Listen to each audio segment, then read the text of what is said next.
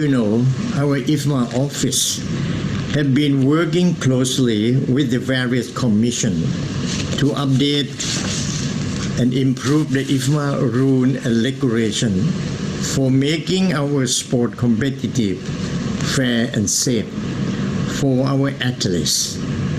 The update version has been released to all of you at the beginning of this month.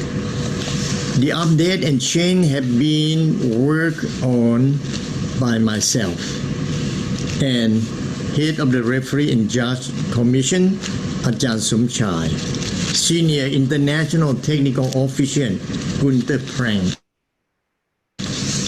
Lion Rudkin, Chair of Medical Commission, Erdogan Aydin, Chair of Athlete Commission, Janice Lins, Senior Technical Delegate, Damiti Puntilins, and Dato Shanas. And last but certainly not least, our most respected Secretary General, Stefan Fox. Thank you, our Director, Charissa, who has been coordinating on the many expert input from the various commissions and individual. With Mr. Lion Rugin, our senior ITO, who has worked on putting together the final document. So this is why he will be walking you through the final document today. So I wish you all productive and successful webinar today. Please stay safe and healthy, and I hope soon we can see all each other in person again. Thank you. สวัสดีครับ Thank you, Dr. Sakchai. And now our dear Secretary General, Stephen Fox, over to you. Sawadee krap to everybody from around the world. And I thank first of all everyone for joining us today. For some it's early morning, for some it's afternoon, for some it's in the middle of the night. But thanks to the internet we all connected, and Muay Thai Connects. That's our campaign. I first of all hope that all of you, your families, and the Muay Thai family in your country is in good health and safe surroundings. In these rather challenging times we all find ourselves because of the pandemic in the last 7 months. Sport itself, not just Muay Thai, is going through a very difficult time. Most sporting events have been cancelled from the highest level. Tokyo 2020 have been postponed by 1 year. Many of our Muay Thai events also have been postponed, including our IFMA Senior World Championship, which should have been held in Abu Dhabi, which is now postponed and hopefully will take place in mid-2021. We don't know what will come. For many, now we're going through the second phase of the pandemic. Some countries will go back in lockdown, while other countries still battling very, very high numbers, while other countries already turned back in normality. One way or another, we must stand in solidarity, united, to ensure that we overcome this pandemic, and IFMA always will put the health and safety of our family in the forefront of all our work. There I really would like to thank first of all our director, Charissa, which has been communicating with all of you, everyone which have contributed to the important changes of the IFMA rules to even make it more possible that we protect our athletes, their safety and their health, I would like to thank Ryan for leading the workshop tonight, but also certainly everyone which already our president said, which have contributed to the updated rules. I would like to also point out that IFMA is trying our best to give opportunity, especially to our youth. In 4 weeks from now, we will have the final of our virtual first ever IFMA World Championship, and I'm really happy that over 90 countries have confirmed participation in the finals, and I very much hope that you, the referees and judges and ITO, also will give us some of your valuable time to be part of the finals, for judging, for organizing, to ensure that on the end we have some smiling youth on the podiums. And the journey will not stop there. The finalists of the MaxFit and the AeroFit, they will advance to the United Through Sports final in November from 20 to the 22nd, in cooperation with the IOC, the IPC, the Special Olympics, where over 70 sport organizations of the world will come together on one platform to celebrate sport, inclusion, non-discrimination. So I'd like to thank each and every ITO, referee and judge for supporting our work and for contributing to the safety and well-being of our IFMA athletes. Good luck to all of you, and please stay safe, stay healthy, and above all, stay positive. Thank you. Thank you, Stefan. So before we get into the beginning of the webinar, I just wanted to walk everyone through how it's going to go, how it's going to run. So firstly and importantly, please make sure that you rename yourself by using the rename function. It should be on the 3 dots menu on the corner of your profile.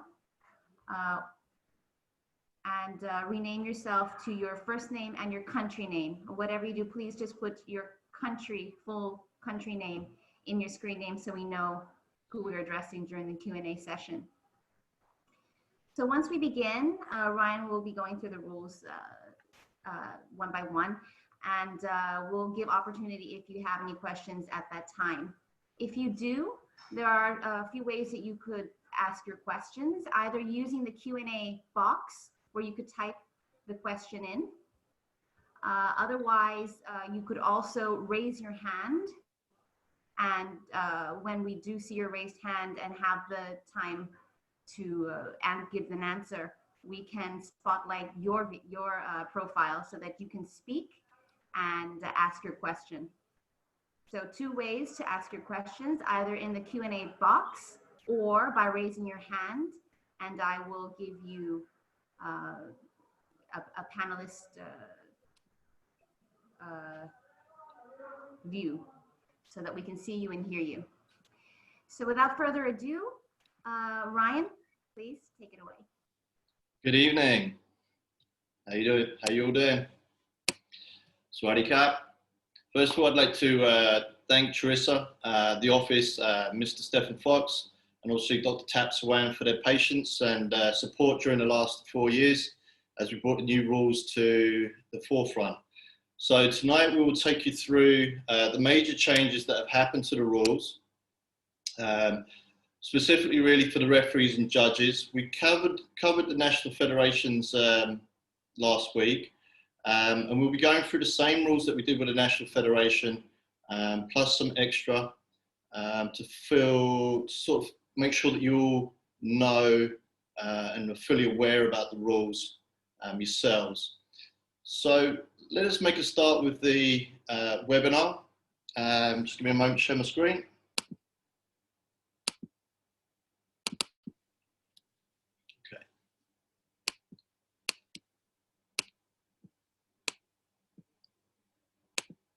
Okay, so today's webinar is for referee and judges.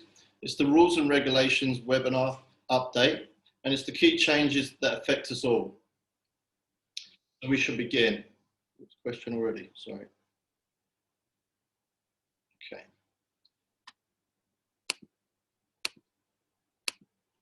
So this will be the webinar contents that we'll be covering tonight. And it starts with the first one of new weight classes. And will take us all the way through to a Q&A at the end, the questions and answers at the end. At the end of each rule, once I've told you what the difference is, there is time to ask your question. Please do either type your text into the questions and answers box or raise your hand to talk directly to us. Okay, so let's begin with the first rule. And the first rule change here is weight classifications. And it's for the new weight class of 45 kg senior males. It is the only new weight class that's come into place, and this will allow additional team members opportunities to compete in the IFMA games. And for the referees, it gives the lighter referees a better opportunity to show their skills, maybe at their own weight class. Okay, are there any questions?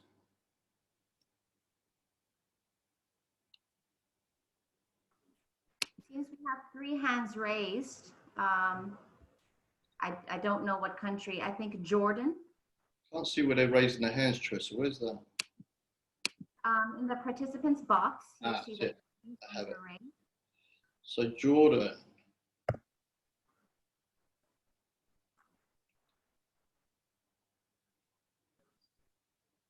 Jordan, do you have a question? You can speak.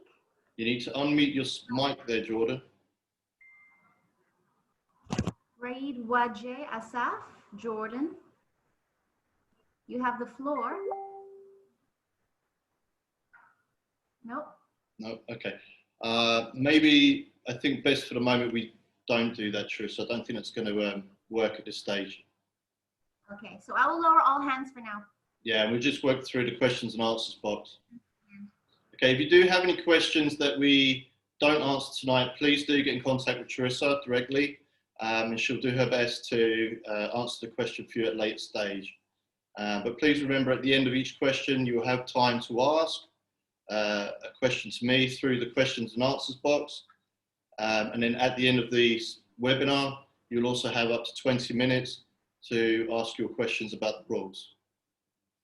Okay, so we'll move forward into the next rule. Okay, so the next rule change here is quite a major change to the medical aptitude. The medical aptitude has had quite an extensive overhaul and brought together all of the handbooks that have been out at the various games throughout the years with us at IFMA. And the main important thing that we want to make sure is that the athlete's safety is taken care of at all times. So we'll take a closer look at Rule 5. Okay, hopefully you can all see that, or you have a copy of the rules at hand so you can look more closely. This was quite intensively taken a look at and developed by the Medical Commission. Dr. Ergden did a great job of this and has been developing this over the years and has really brought us up to a very high standard here, I feel. So in here we have the usual forms that you may have seen, the medical declaration, form that all athletes have to fill in prior to coming to the competition, the non-pregnancy declaration of the female athletes, the necessary blood tests that the athletes need to take, and these tests need to be done in your home country and brought to us at the competition. And then during the competitions, we will also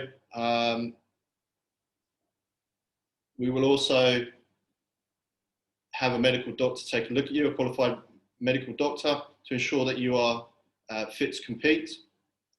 And any prohibited conditions, you can refer to the medical handbook, which is available.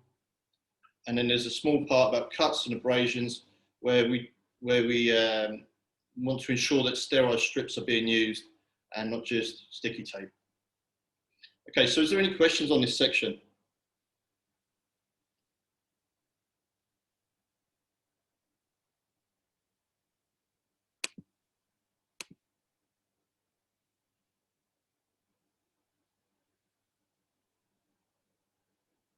Okay, so we'll move on to the next rule.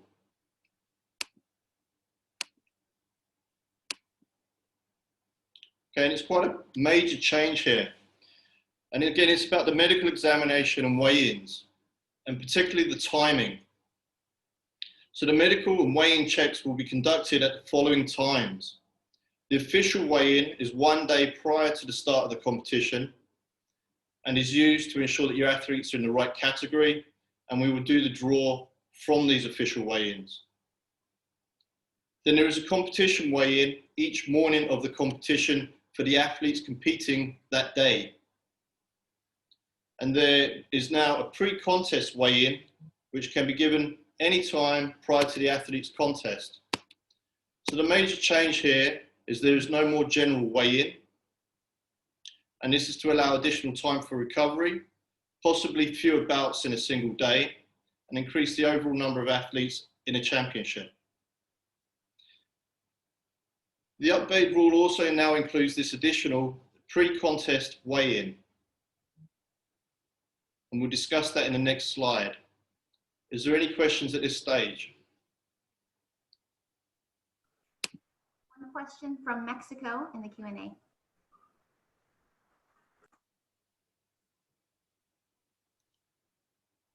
Okay, so can you see this, Trissa? Yes. This one, we will discuss this when we start having our events again. I think we'll need to see what the landscape, what the sport landscape is like at that time. So at this point, we don't yet have any live in-person events. So we'll see. We'll cross that bridge when we get to it, I think, for that one. All right, so let's move into the next slide, which is going to discuss the pre-contest weigh-in and the new rule that's come in here. Again, it's Rule 6, the medical examination and weigh-ins, particularly the pre-contest weigh-in. The pre-contest weigh-in will be conducted at any time prior to the athlete's contest by an appointed jury member of the contest as designated by the technical delegate or the chairman of the jury. If the athlete's pre-contest weight is found 5% above their qualified weight classification or equal to the next weight classification, they will be disqualified. So this is quite an important improvement here in the rules. The addition of the pre-contest weigh-in, and it's to ensure the safety of the athletes at all times. The pre-contest weigh-in can happen anytime prior to the athlete's bout. So what does this mean as referees and judges? For the coaches and countries, they're trying to ensure that they are doing correct and proper weight cut measures that keeps them within the boundary there and doesn't push the athlete too far. For us as referees and judges now, we now need to take and be a little bit more observant of the athletes that may be trying to cut weight quite drastically. It's a safety measure that we have in place to allow us to double check the athlete to ensure that they're not cutting weight so drastically, that they're not dehydrated before they get in the ring, and that at no stage, hopefully, that they're in danger. And as us as referees and judges, we can talk to the technical delegate or the chairman of the jury and bring to their attention something that we feel is not correct. Do you have any questions?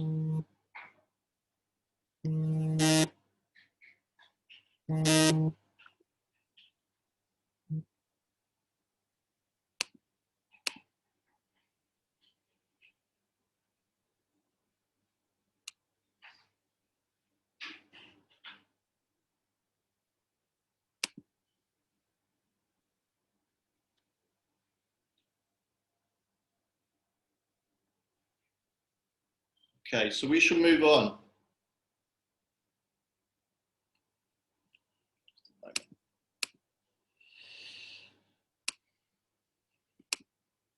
All right, into the next rule.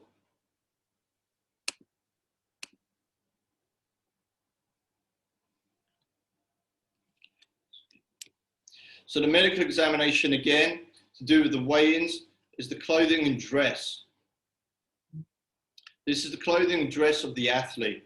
Athletes must complete their weigh-in in a suitable lightweight undergarment in a fully prepared state of competition. So they must now weigh in suitable undergarments only. We wish to ensure the decency and modesty of all athletes, and that all athletes are prepared in plenty of time for competition. What does this mean for us as referees and judges? Is that we should not now allow anybody to weigh in naked, standing behind a towel, or any of the other ways that they may weigh in normally. We should also be checking that they have shaved, trimmed the toenails, etc. This also allows us to stop athletes trying to drop 1 or 2 grams of weight by not wearing clothes. They should be adequately prepared for the competition and shouldn't need those extra grams. And again, it keeps them safe by ensuring that they're taking care of themselves properly. Do you have any questions?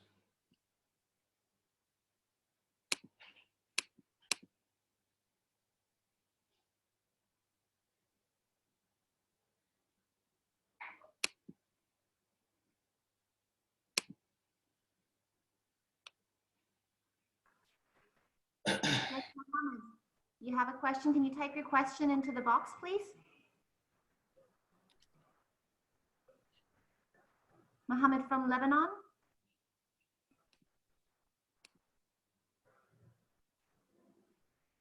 So the question is, they should be wearing the Muay Thai shorts. Okay, so the answer to that is they could wear their Muay Thai shorts if they wish, or suitable underwear. It's simply something that they feel is light enough to not really give them additional weight, but keeps them very in a decent state and keeps their modesty in place, okay? Thank you.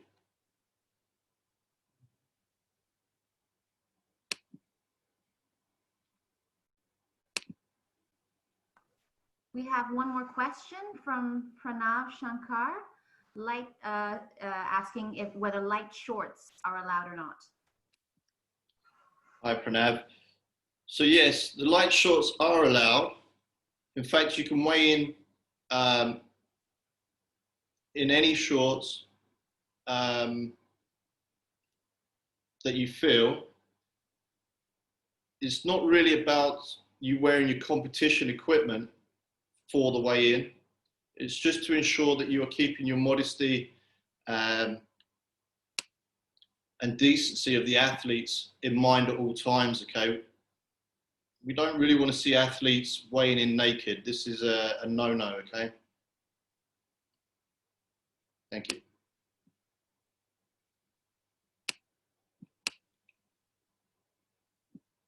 Okay, are there any more questions?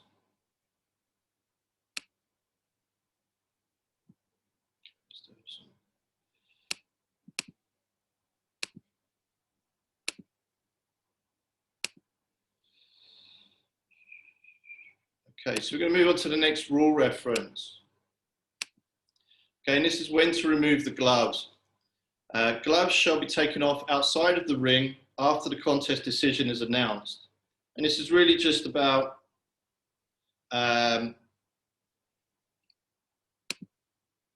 ensuring that the gloves are removed outside of the ring.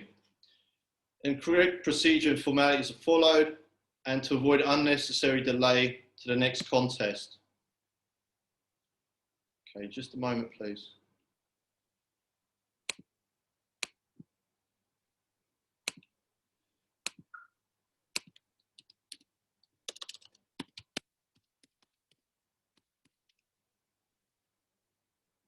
Sorry about this.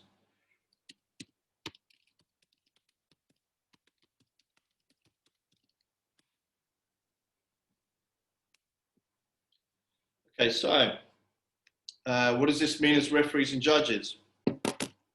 This means that when we come to the end of the bout and we're observing not only the referee, the judges and the jury and the seconds and the athletes, we need to make sure that the athletes and the seconds are not removing the gloves before the decision is made, that they keep the gloves on when we give the decision, and that the gloves remain on until they get outside of the ring. Okay? Are there any questions?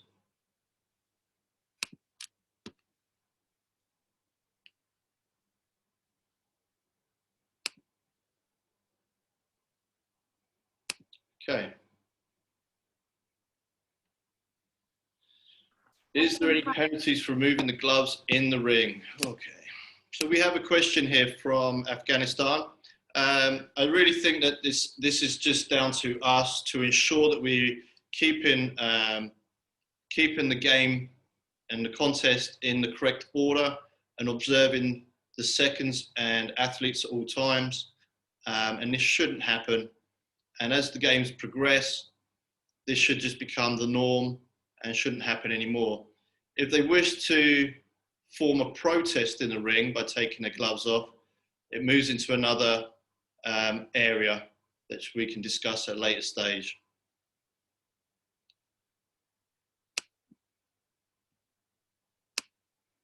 Okay, are there any more questions?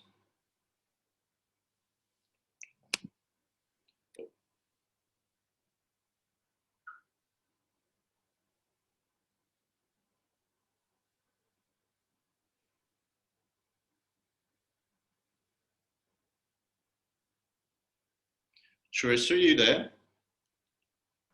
Yes, Ryan. Hey, sorry about that. There's a question here from Mexico. I don't believe this is true, right? Well, we are in our World Championship tournaments. Right. We're now introducing personal equipment, Right. which will come together with the uniform set that every athlete is purchasing. Right. So in the past, it's been a uniform set of 2 tops, red and blue, Mhm. shorts, and hand wraps. Moving forward, and in response to the pandemic situation, we had discussed that we will start to include a set of gloves in black color and shin and elbow also in black color, so that everyone has the same equipment for the championships. And so that'll be part of the athlete's own equipment? Correct. Right, okay, so we need to add that into the rules there. Okay. Correct. Okay. I'm not sure why the Technical and Rules Commission didn't yet put this through into the new rules. I had a discussion with Technical Delegate Dimitri. I think this is still very much in its infancy, this idea. There's also some, upon my conversation with Dimitri, there's also some, technology that for sanitation, what they're using in Russia in the IFMA competitions is that they have a special light that they shine on the equipment overnight to disinfect. So that is another option that we're also looking at, that we, as long as we have enough equipment, tournament equipment, like we normally currently do, to use only once per day, and then at the end of the day to be disinfected using this the light technology to use again the next day. So I wouldn't yet worry about the equipment. We're still, I think there's still some discussions going back and forth between the Technical and Rules Commission and the technical delegates on this matter. I think we might have jumped the gun a little bit when we issued the email about the personalized equipment. What I do believe is it will be part of certain events where part of the hosting contract with the LOC will be to also include these personal gloves into the uniform equipment, but not for all. Does that answer the question? I think the answer is Mexico for sure. So let's just, oops. Can we clear the Mexico question? Additional cost is a later stage. This was later stage, and there will be no additional cost. So the idea is that it should be absorbed by IFMA and the organizing committee. So it will be the same cost for the set that the athletes need to purchase, and with the additional equipment included. Okay. Mexico again. If you just answer Mexico one more time. Correct. I believe this is the ultraviolet light. I'll need to clarify again with Dimitri what it is exactly that they're using in Mother Russia. All right. Thank you, Dave from Ireland. Okay, Mr. Adnan. Mr. Adnan from Palestine, I think. If the referee was late and the coach has already removed the gloves for his athlete, should the referee ask the athlete to re-wear them before the result come out? Yeah, I mean, there's no problem with asking the coaches to put the gloves back on, or the seconds to put the gloves back on, as long as it doesn't cause a delay to the games. I think for us, having made that minor error there, it's just, I would check the hand wraps. Use it as an opportunity to check the hand wraps and just move forwards. Let's not cause a delay to the game if we don't have to. At this stage, there's no penalty for it. It's just part of the process and formalities.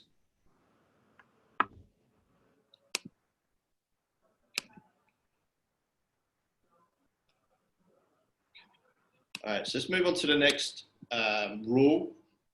Thank you, Teresa. Thank you. Okay, again, so it's to do with the athlete's equipment and dress, and it's about the inspection of the bandages and hand wraps of the athlete shall be inspected before being provided to their competition, before being provided their competition equipment, and the hand wraps may be inspected at any time later by the referee or jury, including after a decision has been rendered. So the main change here is that the hand wraps can be inspected at any time.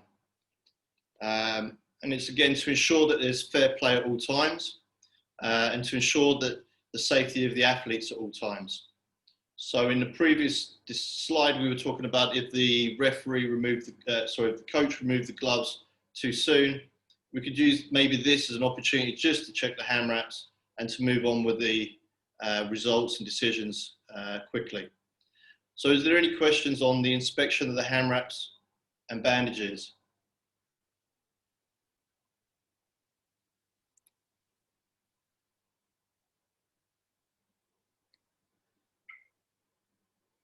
Okay, so we will move on to the next rule. And the next rule is regards to, okay, Milan, if you have a question, please put it in the questions and answers box. Thank you. As regards to the groin guards, the use of groin guards is mandatory. There's no real change here. And it's to observe the hygiene of all athletes, male and female, must have their own groin guards, groin protectors. Each groin guard must pass inspection prior to competition. All athletes, whether they're male or female, must have their own groin guards. And this is to ensure the safety of athletes at all times, and also to ensure that all athletes are observing hygiene concerns. Okay, are there any questions on this?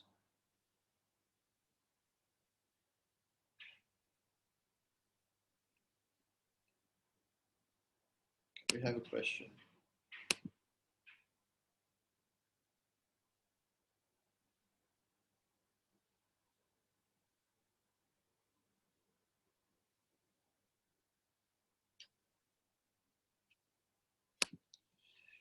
Okay, we have a question here. Okay, so the question is the referee supposed to check the hand wraps before the bout starts? So the hand wraps and equipment, the hand wraps are given prior to the contest, closer to the time the athlete is due to go out to compete. They will then be given their gloves or their hand wrap, their head guards and body armor and shin guards. at that stage, there is a hand wrap check by the equipment people. Okay. So when they come to the ring, they will already have their gloves on with the hand wraps pre-checked and the gloves checked as well. And the duty of the referee is to simply check that the gloves are on, that they match, and that they're the same as their opponent.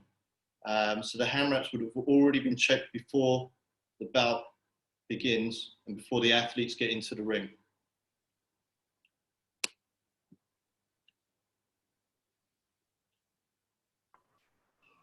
Lawrence, if you have a question, could you please use the Q&A chat box and type your question there. Okay, Dave from Ireland, Dave Joyce. Is there a recommended type, i.e. metal? The groin guard, there are a choice of 3. If you look at the rules, there is an example of the groin guards. There's the traditional metal groin guard. There is the PVC, the plastic groin guard that we see quite often in many martial arts. And I think there is now like a carbon fiber or carbon type groin guard that's starting to become available, coming out of Sweden, I think. Quite a new groin guard there. But if you look at the rules, looking at the reference here of the Rule 10, athletes, equipment and dress, there are examples actually there, and you can see the examples.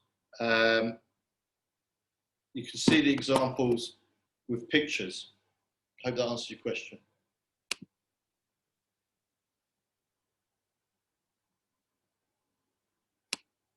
Okay, we have a question here from the Portuguese Kickboxing Federation. How will the referee and judge inspect the groin guards? Is it done during the weigh-in? So the referees will be checking the groin guard once the athletes are in the ring. And this is the only time that we as referees will check their groin guard as part of the preliminary checks of the equipment before they begin their white pro.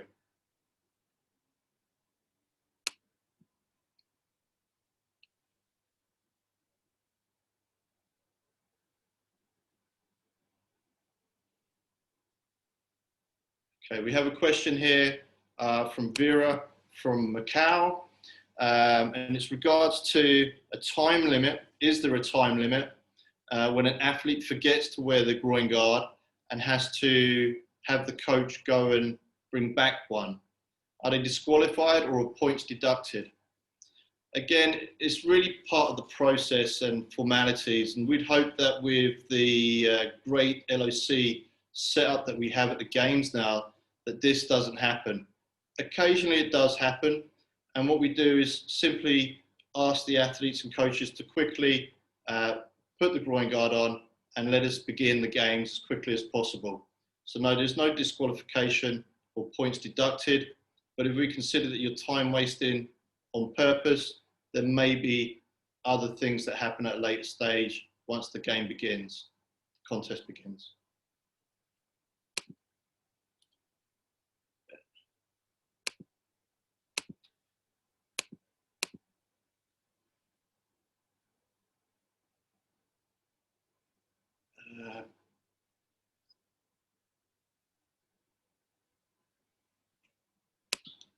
Okay, so Miles from Milan, I'm not quite sure what the question is. I'll do my best to answer it.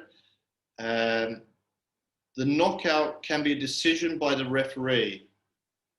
So in order to gain a knockout, the athlete must have received a 10 count, a full 10 count from the referee in order for him to be considered knocked out.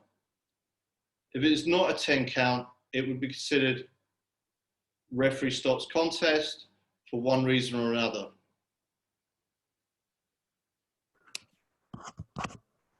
Ryan, we have another question that's not in the Q&A, but in the chat box, if you see it from Hans.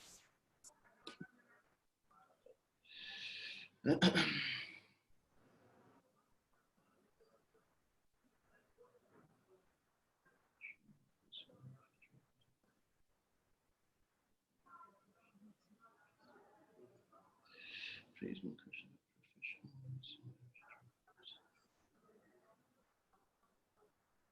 So this question, Charissa, is about professional fighters competing in the amateurs and not necessarily being truthful with their. Well, if That's you not really. remember back to the AGM in 2019, the WMC and IFMA merged, Right, meaning taking the word amateur out. It's just Muay Thai. right. We have elite class, we have under 23, which is a developmental. But at IFMA, it's the top of the game. We want the best of the best coming to IFMA. It's a misconception in that in the past, I understand that in the Olympics, they had separated in the Olympic movement, they had separated amateurs and professionals. But if you see the Olympic movement today, we see all the best top tennis players at the Olympics. We see all the best top footballers, in the Premier League playing for their countries in the Olympic Games. So I think this issue is that we just need to make sure the coaches and federations need to ensure that they are putting in their top athletes into the elite division, and then making sure that the ones that are not yet developed go into the under 23 developmental division. What country is that, Charissa? Lawrence Niano? If I'm not mistaken, Ghana. Ghana. Okay. Okay, thank you, Lawrence. So is that the question that you was asking? Are you asking about professionals in the amateur competitions?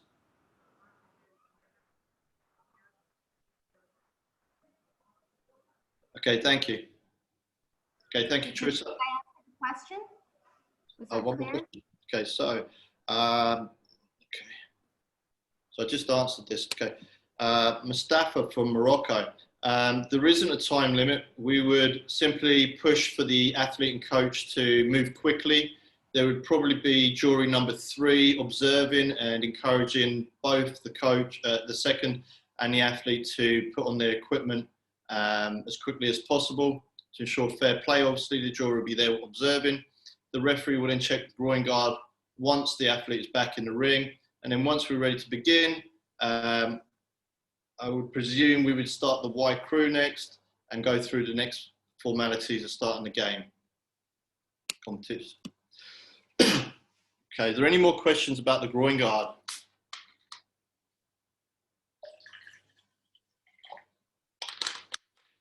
All right, so let's move on to the next rule. Okay, and it's in reference to, again, the athlete's equipment, and it's regards to the national flags. A country's national flag are not permitted to be displayed within the field of play. So no national flags within the field of play, and this was by order of the Executive Committee of IFMA at some time ago, in a few of the handbooks. For us as referees and judges, it's really just to ensure no athlete or coach is trying to bring a flag out. So just be observant and try to have them pass their flag to a spectator in the audience outside of the field of play.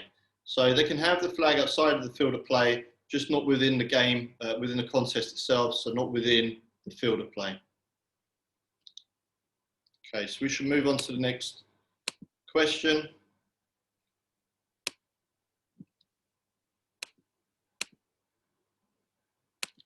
Okay, and this is regards to the second. During the, oh, we have a question, my apologies.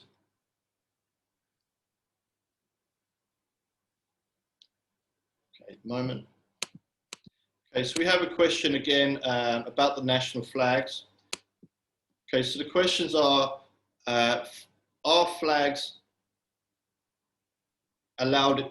Flags are not allowed in the ring, but are they allowed in the whole place?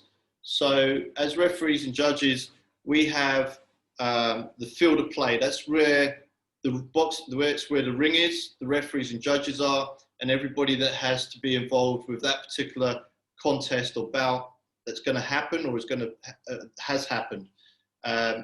there's normally a boundary now between us and the audience. And this area, or where the boundary is considered outside of the field of play. So if you're on the ring side of the boundary, you're in the field of play. And if you're outside of the boundary, you're just simply outside of the field of play where flags are permitted. Flags are not permitted within the field of play.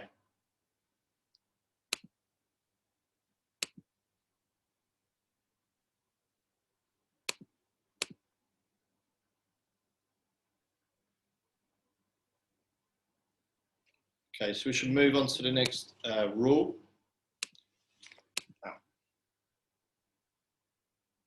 Okay, so as regards to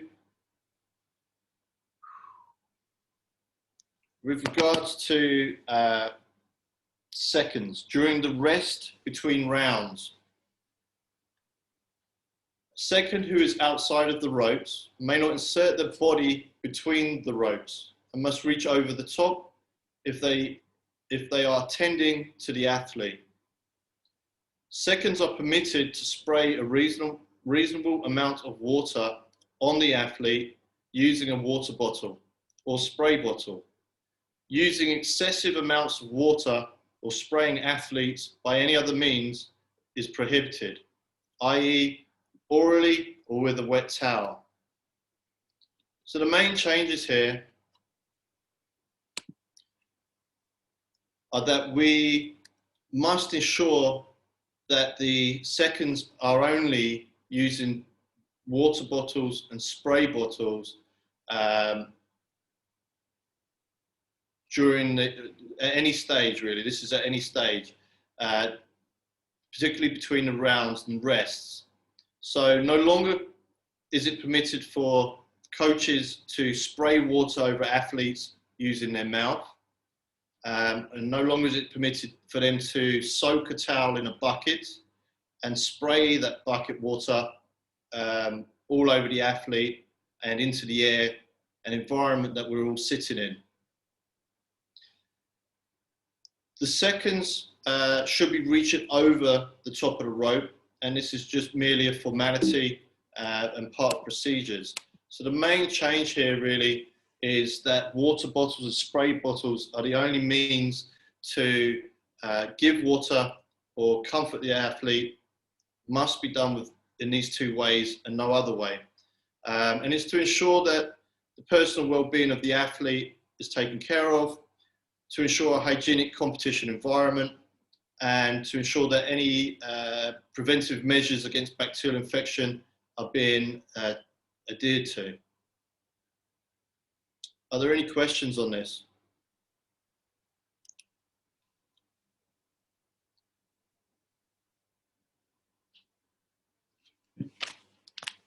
Sorry, guys, those of you that are texting me directly,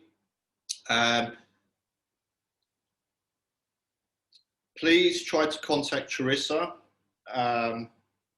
so that she can either get you into the webinar or direct you to the link once the webinar is finished. I really can't answer your questions directly.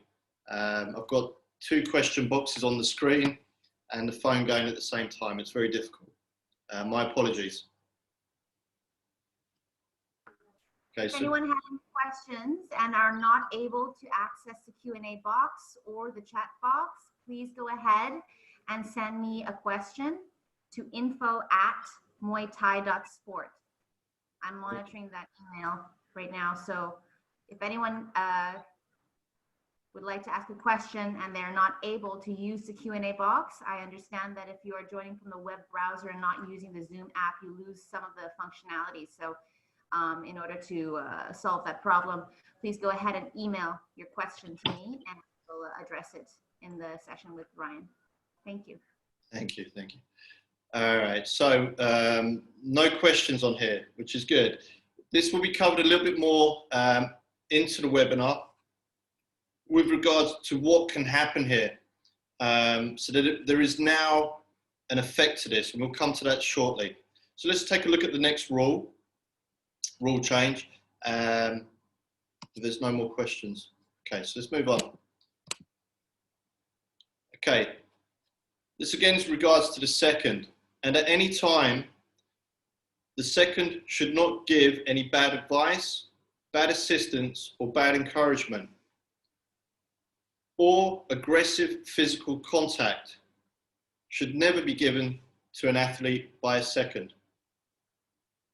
If a second is removed by the referee from the corner, they may not be replaced by an alternate second and shall not assist for the remainder of the competition. So this is the day's competition.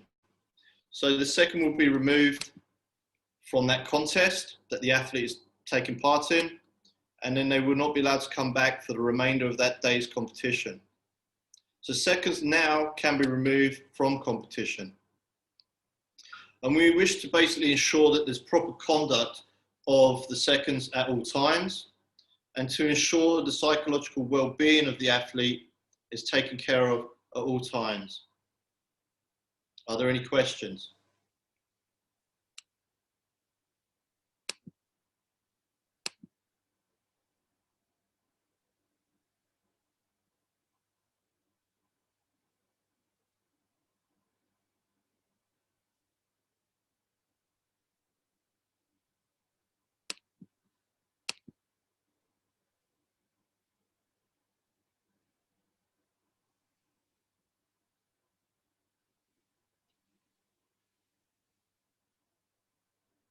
So we have a question here.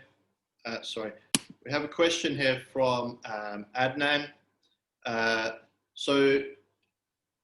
the question is the referee qualified to send the second away from the ring, or does it have to be a jury member? So we must remember at all stages, the most important lesson that we have all learned from Dr. Tapswan, who we are very grateful for, is that his slogan being that the referee is the king of the ring. So yes, the referee can send a second away from the corner. I would suggest before you do it that you consult with the jury first, if need be. So if you're unsure, consult with the jury first. But you as the referee have the power to send a second away from the corner if you feel that they have broken a rule or feel that they are not behaving in a proper manner.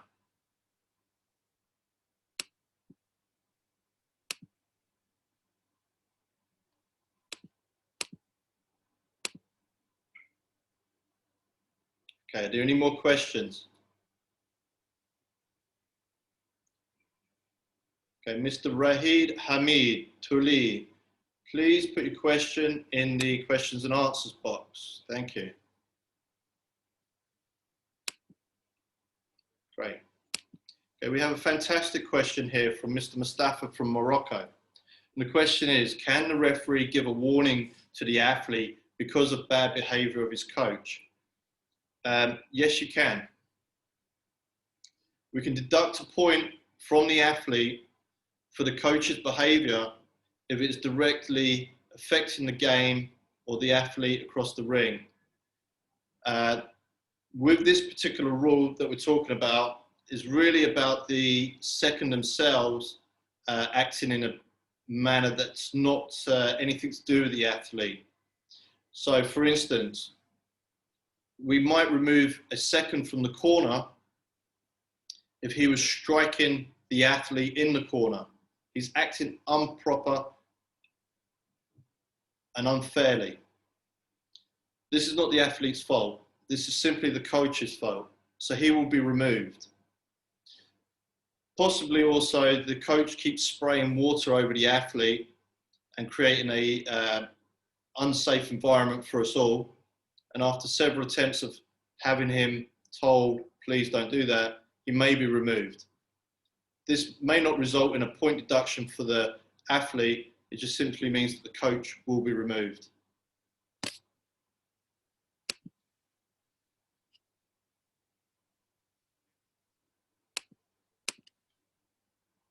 Okay, any more questions on this?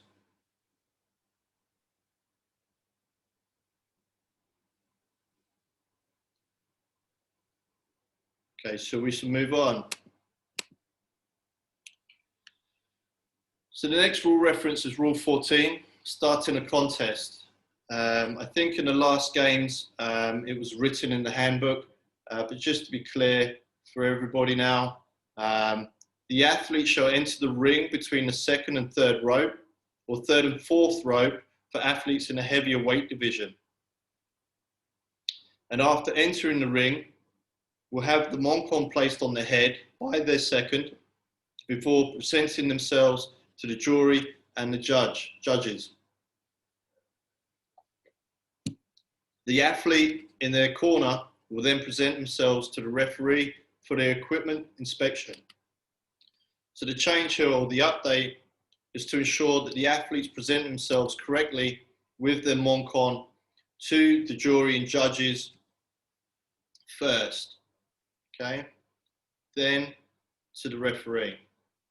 It's to ensure correct procedure and formalities are followed, but also ensures that the athlete has all the necessary items to compete. For us as referees and judges, there's nothing worse than a athlete getting in the ring and suddenly realizing the second doesn't have a moncon, and then there's a scramble for the moncon. So we wish to make sure that the athlete comes into the ring, has the moncon put in place before presenting themselves to the jury and judges. Okay, are there any questions?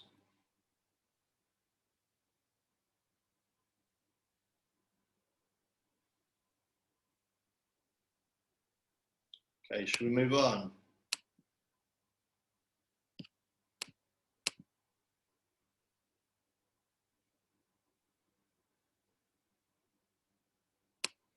Okay, so starting a contest, shaking of hands. Before beginning and after a contest, athletes shall shake hands or wire in a proper manner as a sign of purely sporting and friendly rivalry in accordance with the rules.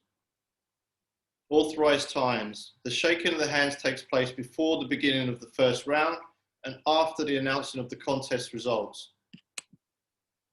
So the main change here now is that the athletes can either shake hands or simply wire to each other as a sign of respect and ready to begin. And this is simply to bring more Thai tradition and respect into the sport for all.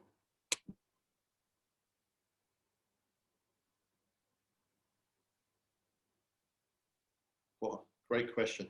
All right, so we have another great question here from Eshrat from Afghanistan, and it's regards to the previous rule, removing the, oops, sorry, wrong one.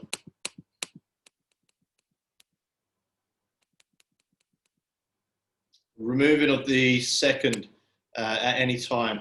And the question is, if the coach is removed from a contest, say from the previous day, and it happens again, is there any penalty for the athletes and coaches?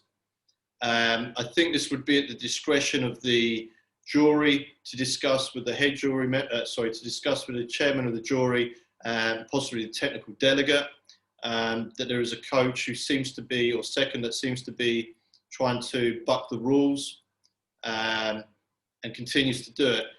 It would be down to them to make the decision, should we either deduct a point from the athlete that's in the ring to try and highlight the fact that the second is not doing their duties correctly, or should we dismiss the coach second altogether?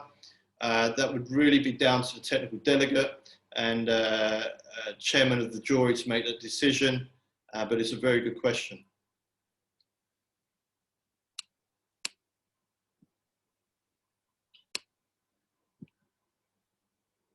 Okay, are there any more questions regarding removal of seconds from the corner?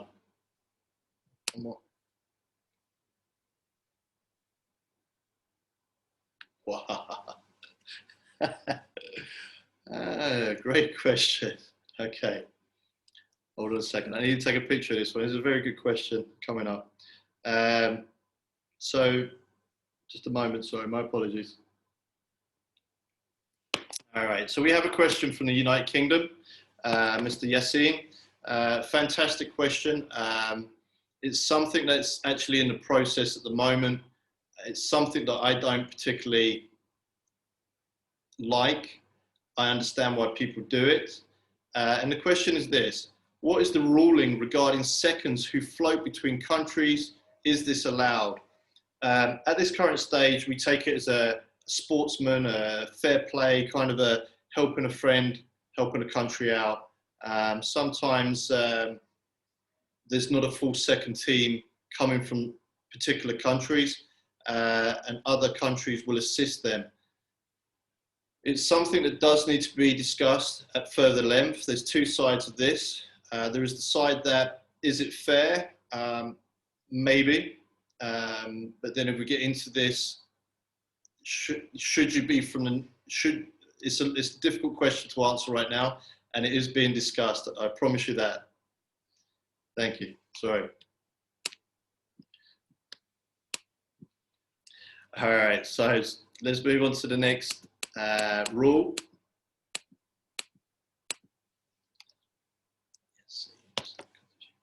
Where did we get to?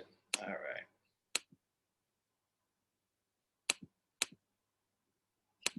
All right, so there's one more question come in.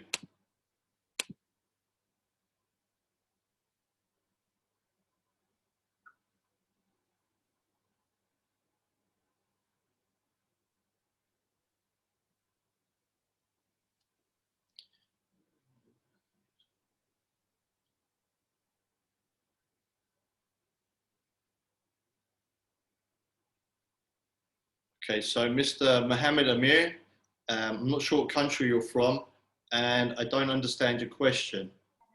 From Lebanon. I also don't understand the question. The judges already, but the judges already know the athletes. No need for flag to know if they're friends. Could you rephrase the question, please, Mohammed? Question about the flag. Flag prohibited in the ring. Could be. So just what else we got? It's coming back. Okay.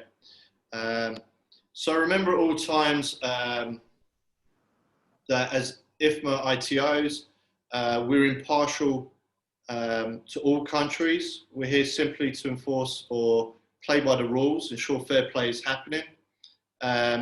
So the flag is really no, what country they're from is really of no consequence to us.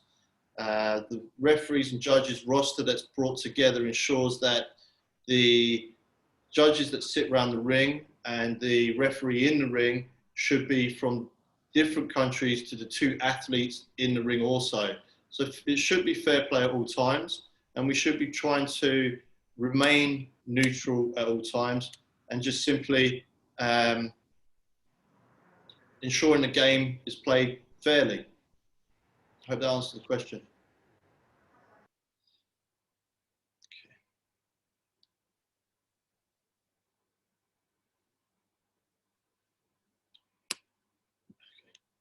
Okay, so for clarification, what is meant by when the boxers are shaking hands and they can now perform a Y in a proper manner.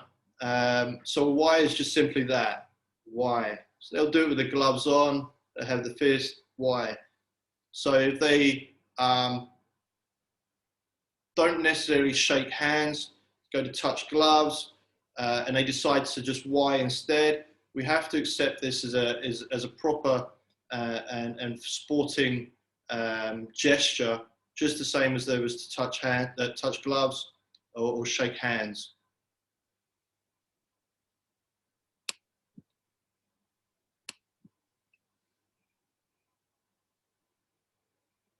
Okay, any more questions? Okay, so let's move on. Okay, just to ensure everybody's fully up to speed with this, technical officials, the judges, each contest shall be marked by 5 or 3 IFMA judges who shall be seated separately from the public and immediately adjacent to the ring. So this is just to ensure that everyone knows this. Each contest may have either 3 or 5 judges now, and was rolled out the last year and was very good. It was very useful. Just to confirm and make sure everybody knows, This is decided by the technical delegate before each game. So this never happens during the game. We won't suddenly switch from 3 to 5. The decision is made well in time before the games are even close to happening, between the technical delegate and the senior people there that discuss these such things. This is already decided. Okay, sorry, there's a question coming in.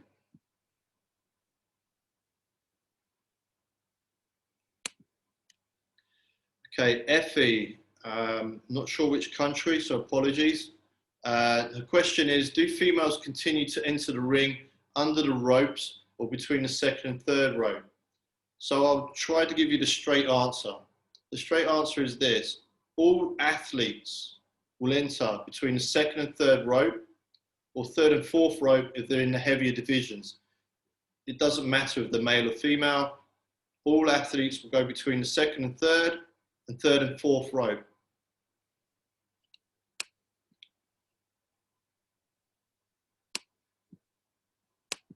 Okay, any more questions?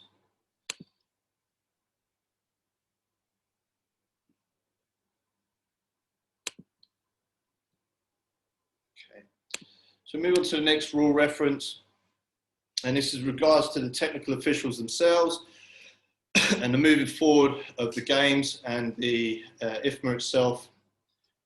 The appearance of the officials are to be professional in appearance at all times, including but not limited to well-maintained personal hygiene, trim facial hair, and a lack of visible piercings or tattoos.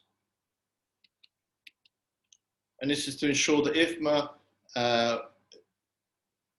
encourages and is seen as having a professional appearance at all times, and the technical officials of IFMA look professional at all times. Again, it's to portray professionalism when conducting oneself. Are there any questions?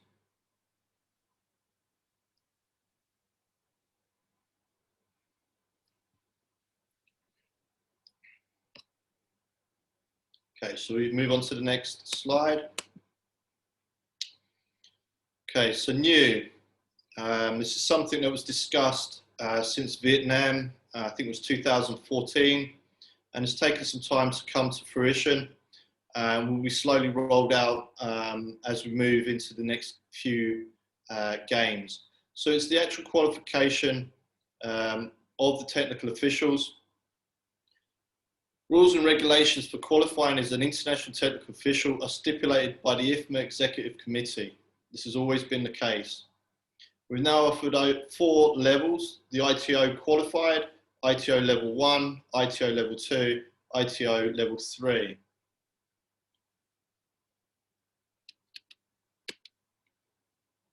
So we're now establishing levels of ITOs and their qualification.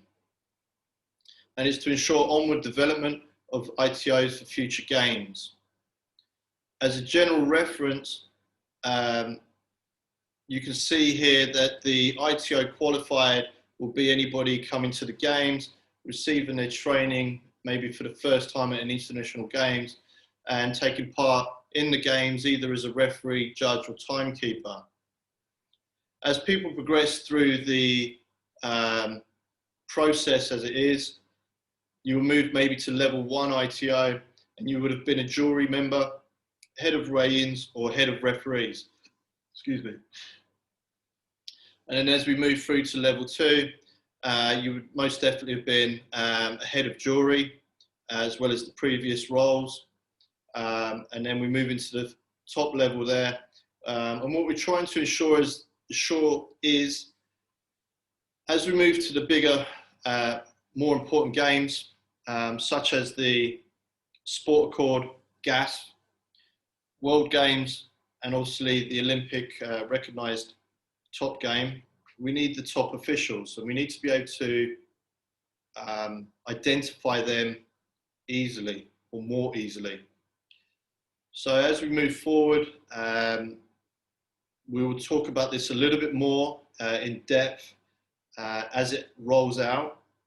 Are there any questions?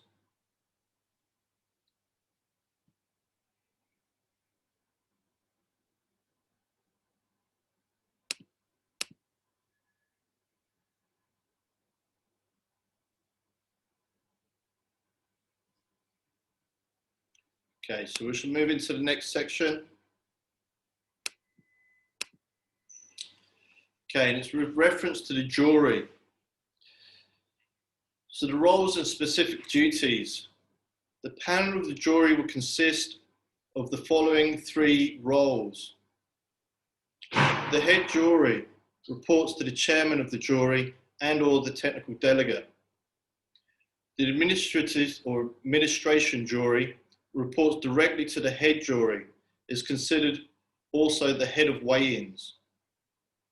The protocol jury reports directly to the head of the jury and is considered the head of referees. So there's been an extensive overhaul here of the jury section for clarification, as we wish to encourage a clear understanding of the jury members' roles. So we'll take a closer look at this particular rule to try to help everybody understand who they may need to talk to with regard to issues that may appear, and what exactly the jury members are doing, and what particular roles you may be moving into as you progress through IFMA. So the updated rule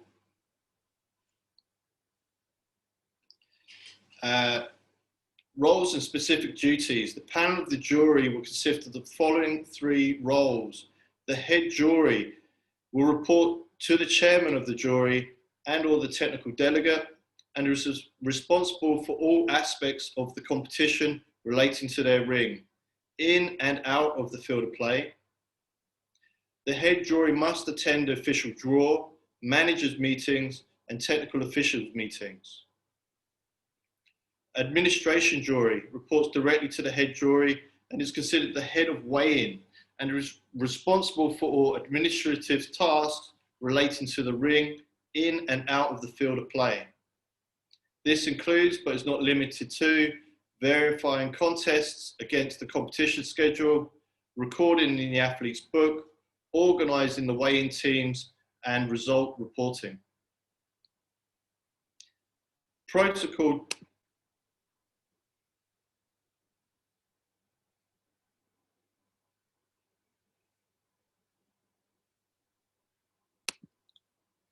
So we have a question here from Afghanistan, Mr. Eshrat. What qualifications are required for a refereeing judge to become an ITO? So, as I understand it, you must first be a national technical official of your own country, who is then given the opportunity to come and take part in the International Games of IFMA. Whilst at the International Games of IFMA, if you've been accepted to come, you will be given some training and certification that will then qualify you as an ITO or International Technical Official. The stipulation of the qualification to be an ITO is determined by the Executive Committee of IFMA.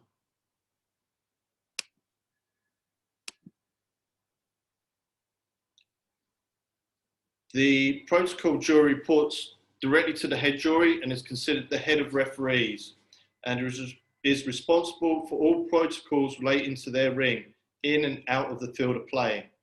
This includes, but not limited to, ring setup according to the technical standards, correct members, staff identifiable within the field of play, ensuring athletes and seconds are properly dressed before and during the contest, overseeing any situations within the ring, such as a doctor's inspection of the athlete, equipment check-in, also assigning the referee roster, referee assistance with training, and impartiality and medical conditions of the referee. Are there any questions about the jury?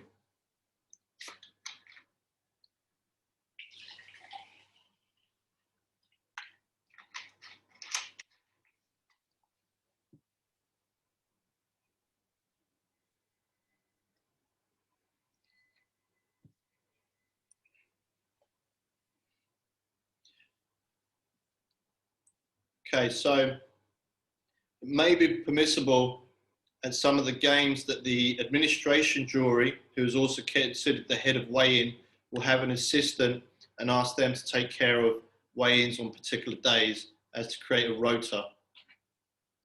Also for the protocol jury member, who is also considered head of referees, will possibly take an assistant on as well to help with the assistance of referees, training and equipment checking and so forth and so on.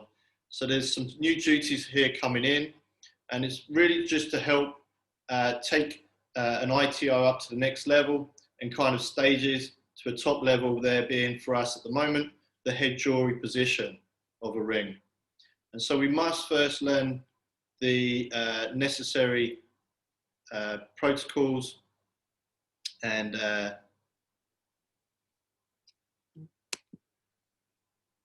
that need to be done before we can do these positions. So we must sit as a protocol jury and administrative jury in order to be a head jury member. So it gives us stepping stones to move up, to progress. Okay, we have a question from Jordan, Muay Thai Federation. What's the maximum number of jury allowed in a competition? The maximum number of jury per competition is based upon the number of rings. So at the moment, we have 3 rings, possibly more in the future. And for each ring, there will be 3 jury members, as well as the head of jury observing and overseeing all jury members.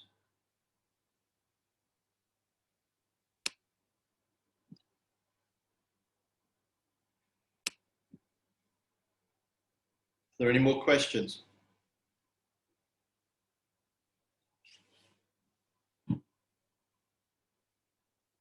Okay, so we move on.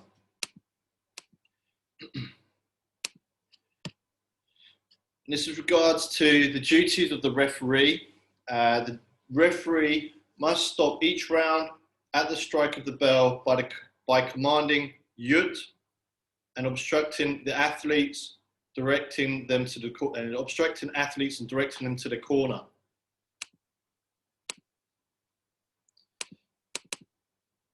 And it's just to ensure that we are all stopping each round, including the final round, by giving the command of yut and making sure that everybody who's involved with the contest, either observing, taking part, or officiating, knows that the contest has now come to a stop. So please, at the end of the round and at the end of the contest, please give the command of yut and obstruct the athletes as necessary and direct them to their own corners so that we know that the contest is either stopped or that the round has finished. Are there any questions?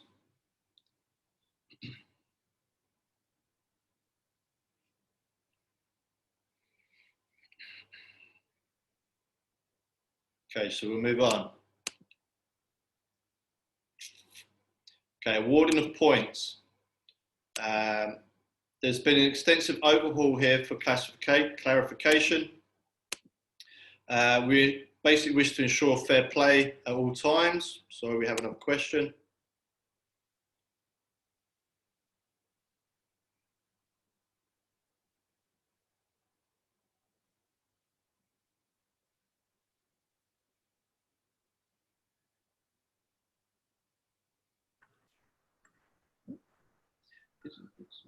So we have a question here from Palestine, I think.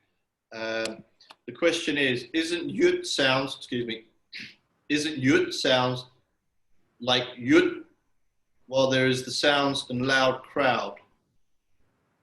Remember that you have 3 ways in order to give an instruction to the athletes. The first is the verbal yut, the sound.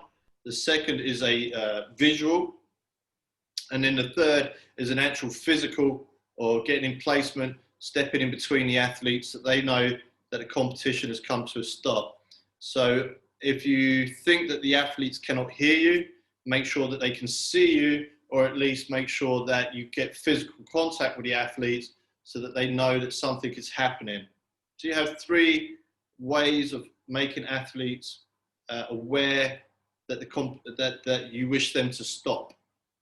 I think that answers the question.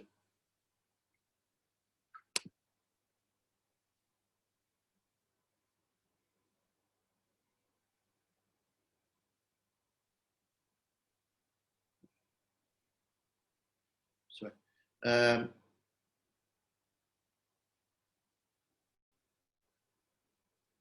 Okay, so we have a question coming in from Jordan, Muay Thai. Can the head of jury stop a fight for some reason, or only the judge is allowed to do that?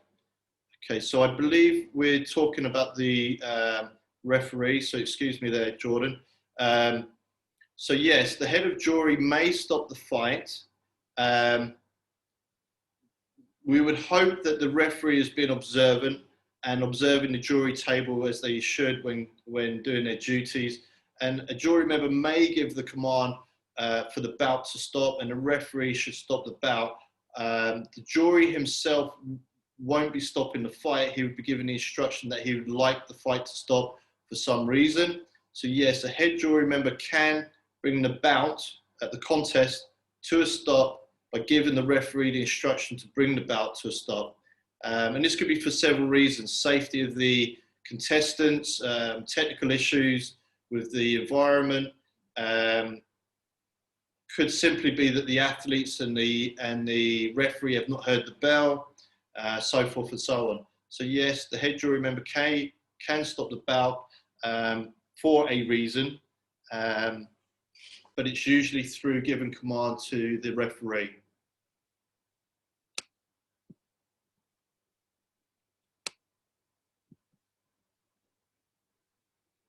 Okay, so we've had an extensive overhaul of the awarding of points, and again, it's to ensure fair play at all times. I'm sorry that this is going to be quite small, so if you have the rules handy, it'd be a good idea to pull them out and take a look now. But I will try to go through this and to highlight the main changes for us as referees and judges, and try to put the environment that needs to be in play here. So the awarding of points. So we're trying to talk about a Muay Thai skill. Oh, sorry, we have another question.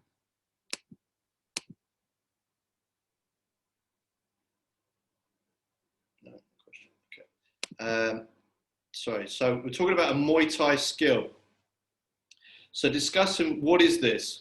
Okay, so a Muay Thai skill is a punch, kick, knee or elbow, okay, applied with force and intent to cause effect. One score will be awarded for each Muay Thai skill that strikes against the scoring target without being blocked, guarded against, or infringing any rules. So something that I really want to highlight here is that the Muay Thai skill is not including throws, trips, takedowns, wrestling, or anything like that.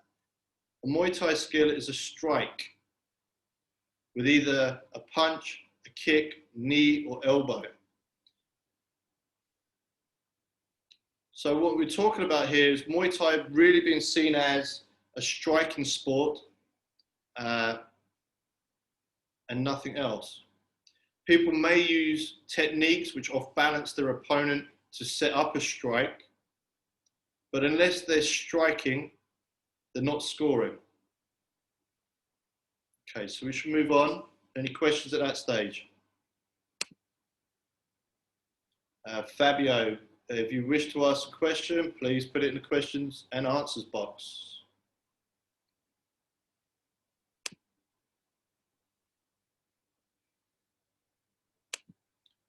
Okay, so the targets of Muay Thai means any part of the body except the groin. Non-scoring targets, being the gloves, forearms, foot, and shin, are not scoring targets, unless a strike is applied with enough force to cause an effect of that target. For example, if an athlete is throwing a high kick and it hits the guard or the gloves and it knocks them off balance or out of position, although they blocked it and were kicked against their gloves, because of the effect of that, it now becomes a score, a scoring target. So if we can strike non-scoring targets in a manner that causes an effect, they can become scoring targets.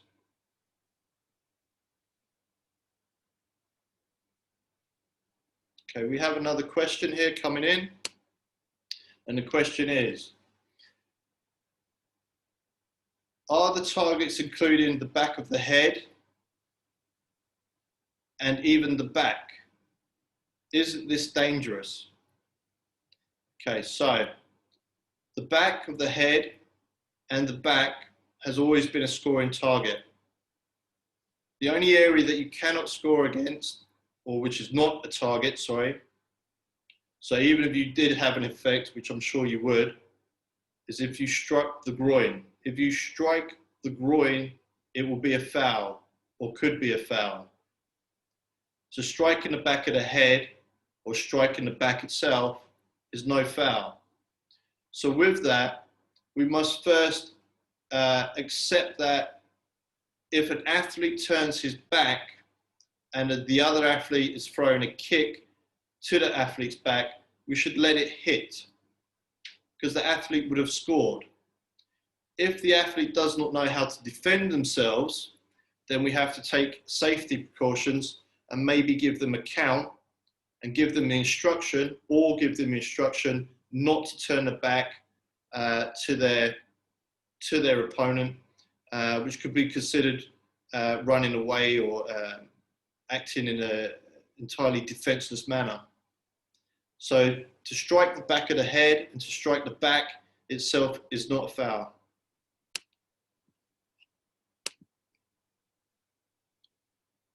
So where do we get to? Okay, so illegal targets. The groin is not a scoring target, and intentional strikes against the groin may be considered a foul. All right, so the 10-point must system.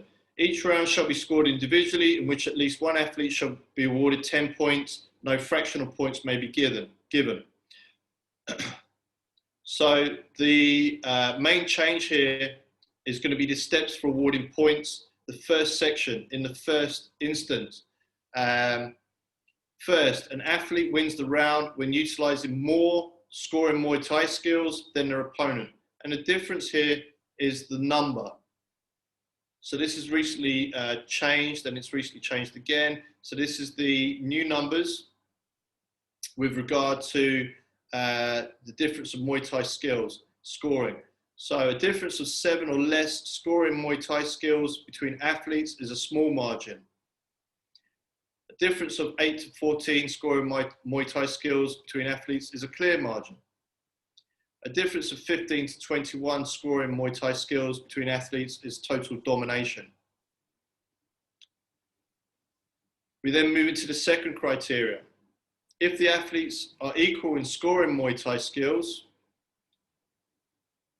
the athlete wins the round when using more forceful Muay Thai skills than their opponent. So first it is number, the quantity, and then how forceful. Non-awarding points would be striking with a lack of Muay Thai skill, strikes which are effectively blocked by the opponent's forearms, gloves, shins, or feet, striking with a lack of force. Even when those strikes have landed on target, they wouldn't score. Okay, and here we have throwing the opponent without striking. Again, this is a striking sport, and if there are no strikes, there are nothing to score, even if they throw their opponent legally. If they throw their opponent illegally, there might be a foul and demerit point there.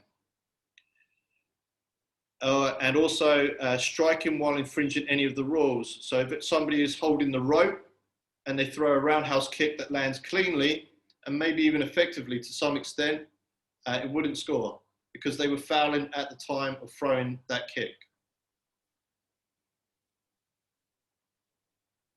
Okay, so assignment of rounds of a round score. At the end of each round, 10 points shall be awarded to the better more skillful in Muay Thai athlete, and the opponent proportionally less, either 9, 8, or 7, respectively. 10 points will be awarded to each athlete if they are even in the round, and we should come back to this shortly. 10 points will be awarded to athletes who win the round by a small margin. The opponent will receive 9 points. 10 points will be awarded to the athlete who wins the round by a large margin. The opponent will receive 8 points. 10 points will be awarded to the athlete who wins the round by a total domination. The opponent will receive 7 points. The athlete will have their number of points reduced by 1 for each warning received if the judges are in agreement with the warning. So, sorry, I have a question.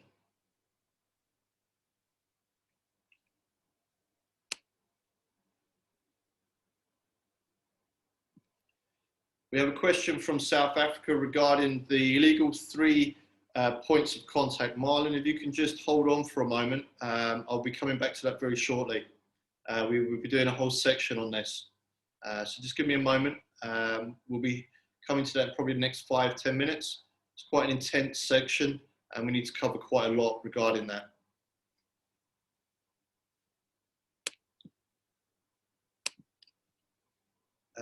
So it is possible to give the athletes, both athletes, 10 points. As judges, we would hope that that never happens. Sorry, as jury members, we would hope that never happens. And we'd hope that you would have enough criteria and understanding of awarding points, going through the various steps here, to always come to a decision of which athlete has won the round. Remember that we're only trying to score the round. Each and every round should be scored individually.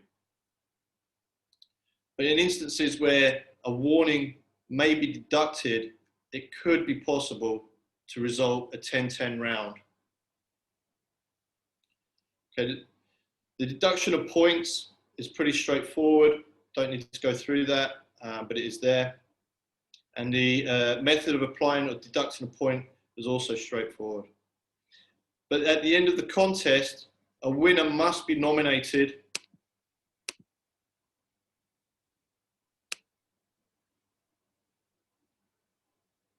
Okay, Mexico, I'll come back to your question shortly, okay? A winner must be nominated in all tournaments. If at the end of a contest, the judge finds that the athletes are equal in total score, the judge shall determine a winner by applying the steps for awarding points across the entirety of the contest. If the athletes are equal in both scoring Muay Thai skill and forcefulness of their Muay Thai skill, then an athlete wins the round by any of the following. First, showing less exhaustion or less bruising than their opponent. Showing more willingness to lead off or aggressive intention to compete than their opponent. Having better defense by which the opponent's Muay Thai skills effectively blocked or made to miss. Having better Muay Thai style than the opponent, and having less infringements of the rule than their opponent. So even if the bout is very close, there are many steps there that allow us to think about the bout or about the contest or about the round to come to a decision of who has won the round.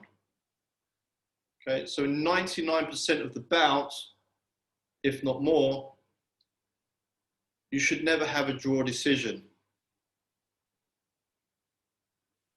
Okay, now I'm going to answer a question from Mexico, Mr. Oscar. Excuse me.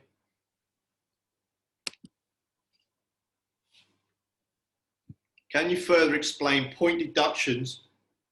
When or in which situations does the referee provide a warning and therefore take off a point?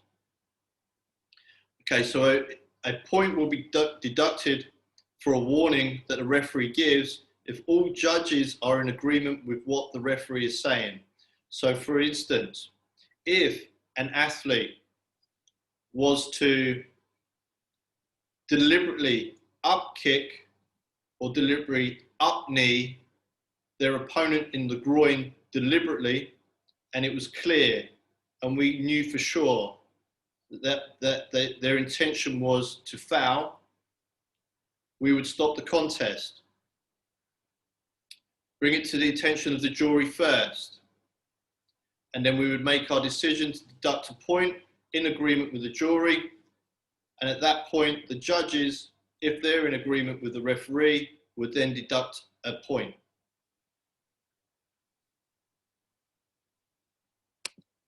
Does that answer your question, Mexico? Oscar, sorry. Good.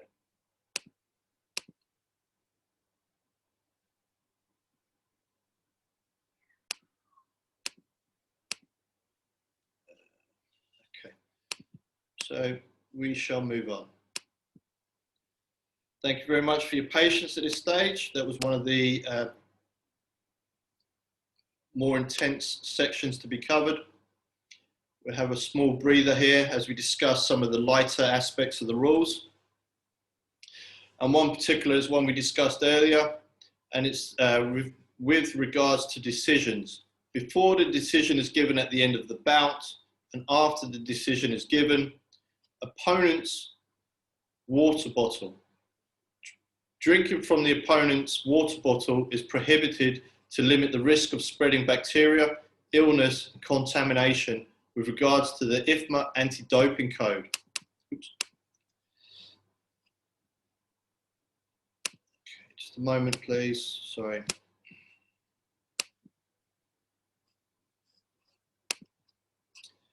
Oh, so much going on. Okay, do not drink. The athletes must not drink from their opponent's water bottle. And it is a preventive measure against bacterial infection and a preventative measure against anti-doping cross-contamination. So just as we would hopefully ensure that the athletes are not taking their gloves off and the coaches are not taking the gloves off, as we discussed earlier, we also now need to just be observant that the athletes are not drinking from each other's water bottle in the corner. This is quite a common thing to do to show, sportsmanship and to show there's no hard feelings and so forth and so on between two athletes and two teams and two countries. But in this day and age, especially in this sort of situation we're in at the minute, we have to be very careful against bacterial infection from one athlete to the other. And then there's the little bit of issue with cross-contamination against the anti-doping policies that we have in place. So there would be nothing worse for an athlete to drink from another athlete's water bottle, to find both athletes have broken a doping rule by mistake, and both have consequences because of that, okay? So if we could just be a little bit more observant of what the athletes and coaches are doing, ensuring that they're not drinking from each other's water bottle. Drinking from their own is obviously okay. Okay, so I have a few questions that have come in. Please give me a moment.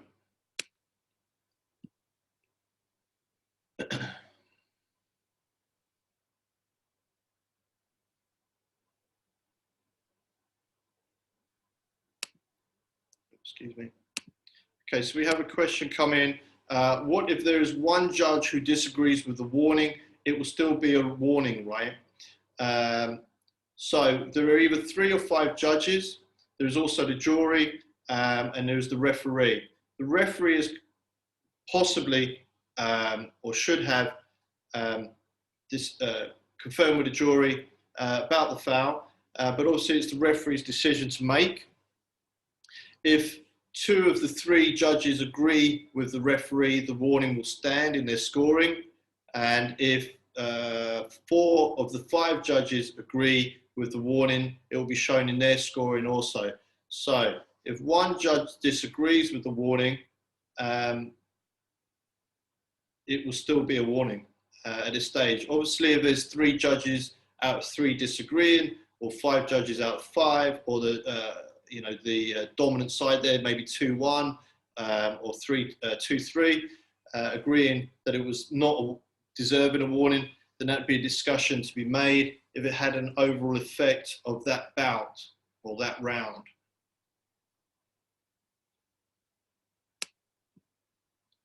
Okay, we have a question in from Mexico. Mr. Oscar has asked, we have been told that in order to take off a point, the same foul must be done 3 times in a row. Is this true? So in the instance of a caution, say for the same foul, maybe with no result, but could be, with no result. So if we were to say, for instance, the athlete kept being,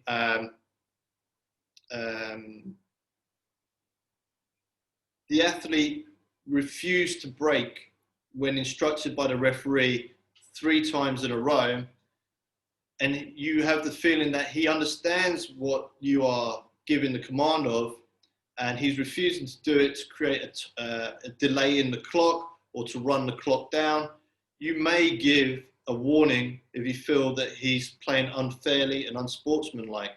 The same as if he was to do or attempt to do a judo throw or a throw with the hip that maybe wasn't successful, but he keeps trying to do it.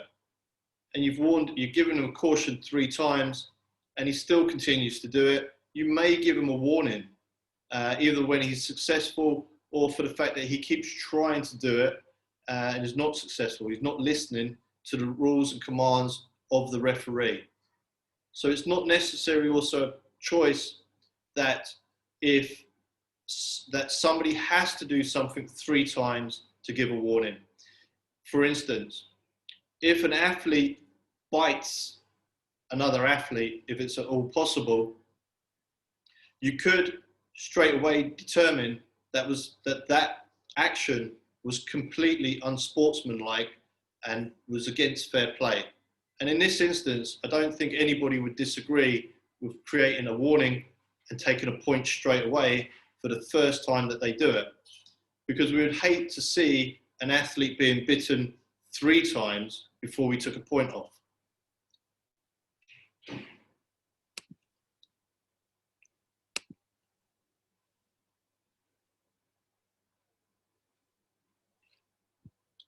Okay, any questions regarding, regarding the opponent's water bottle?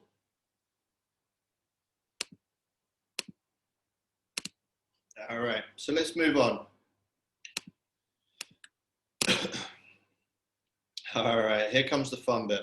Okay, so the fouls, types of fouls. If the athlete intentionally commits the following fouls. This has been extensively overhauled for clarification, and it would be great to get some feedback from you guys. So the extensive overhaul for clarification is to ensure fair play at all times. So let's take a closer look at the rules with regard to fouls that are now within the rule book. Excuse me.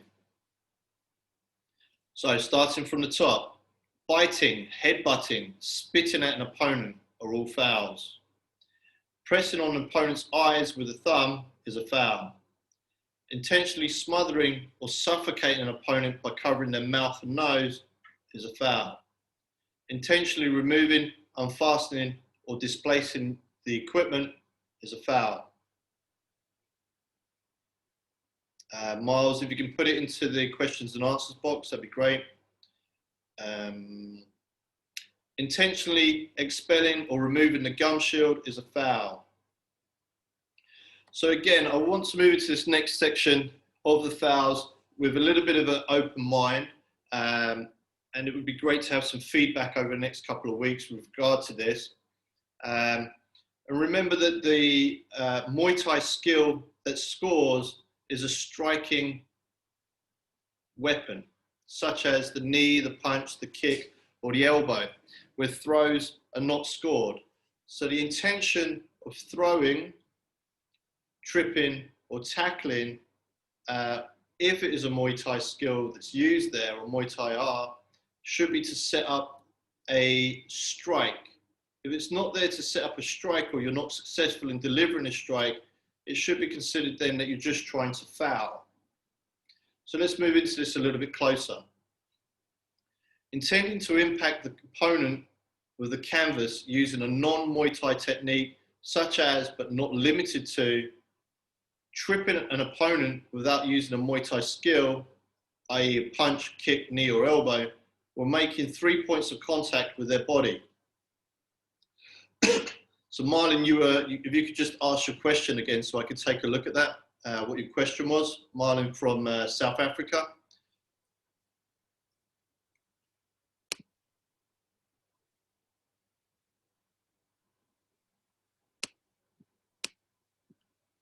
Okay, so we have a question here from Dave from Ireland.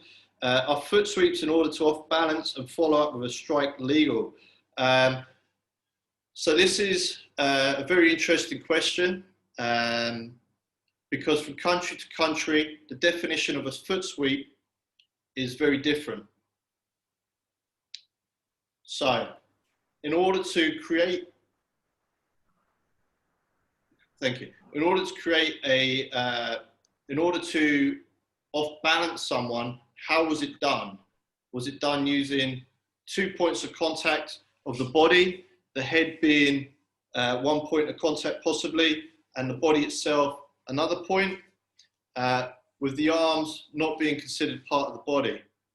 If 2 points of the body were used, either the head, maybe the under the armpit, or the shoulder itself, or something similar, and then we use the leg to strike, sorry, we use the leg to then off balance or trip the opponent, and the intention was to just throw them down or have them fall over, this would be a foul. If you was to use 3 points of contact and you used a kick, which is very difficult to do, and your intention was to strike a legal score, because you threw a strike rather than a sweeping action or trip, locking the knee or locking the ankle or locking any part of the leg, it would be a scoring technique.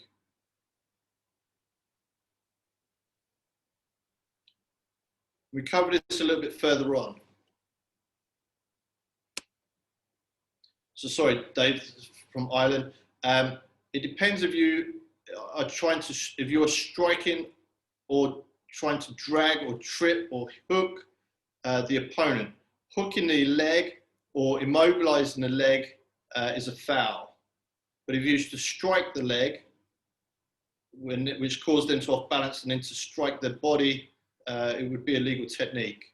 So I'd need a demonstration of what you're talking about to be able to give you a clear answer to the question.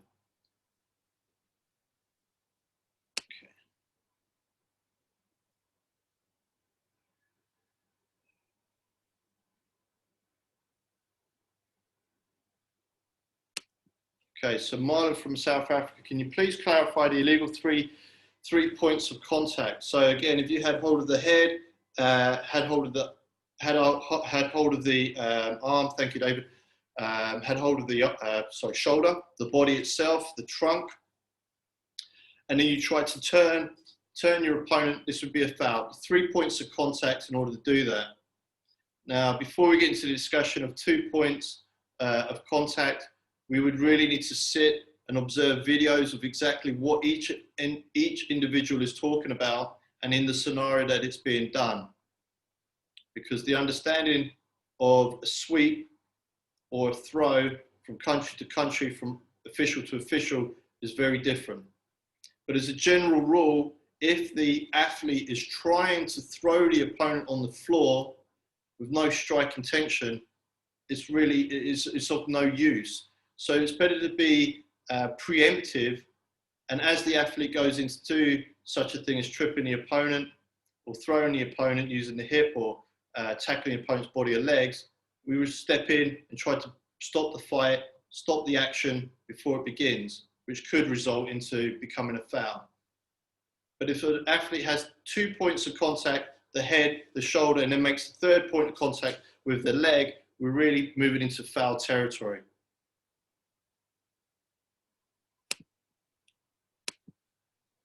And I think what would be good in the following weeks is to get some videos together and have the referees and judges come together to discuss this more closely, and so that we all can see exactly the foul that is committed and what is possible with the human body and techniques to understand what exactly is the foul there. So again, tripping the opponent without using a Muay Thai skill, we're making 3 points of contact to the body. For instance, what Dave maybe suggesting would be kind of a trip or an inside sweep or instep tackle or locking of the ankle or locking of the leg or calf or hooking of the leg whilst making 2 other points of contact to the body and head would be considered a foul. Throwing an opponent using the hip is a foul, and tackling the opponent's body, so to go in, try to take the legs, as you may see in MMA or something similar, or tackling the body like a rugby tackle, these are considered fouls also. As we move down, some of this will become a little bit more clear. Hooking or immobilizing the opponent's legs using the calf, ankle, or heel of the foot are considered fouls. So there are very, very few techniques that are possible using 3 points of contact and actually scoring. Very few. The next foul would be lifting an opponent by their body. So it's illegal to lift your opponent off their feet in any shape or form.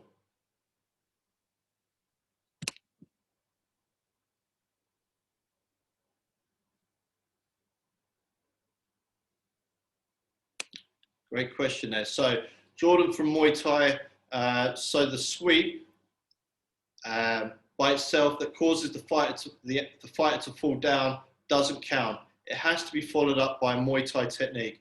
Yes is the answer to that. But it has to happen before the athlete has put any other part of themselves or their gloves on the canvas. At any stage where the athlete has their hands or any other part of their body on the canvas, on the ring itself, and you strike them or they are being striked, it is a foul. But if you were to off-balance your opponent with a legal technique and then strike, it would be perfectly good and would score. No scores, just for throwing, for off-balancing, sorry.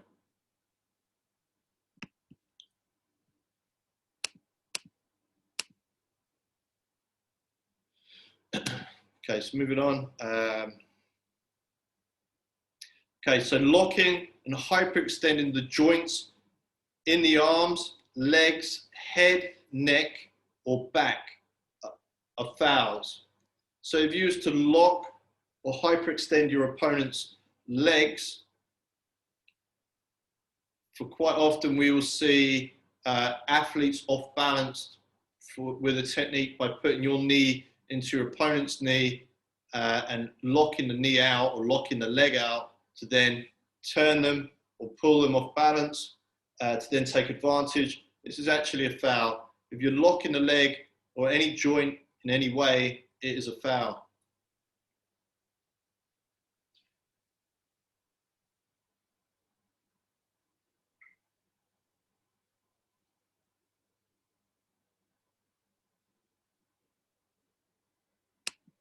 So a question from here is, the sweep is a foul, even if it's followed with a knee or any Muay Thai technique. The initial technique, if you decide that it is a foul, anything that follows that is also either part of that foul, or if it was a striking technique and you would normally consider it a score, because they fouled first, it no longer scores. And everything from that point is illegal.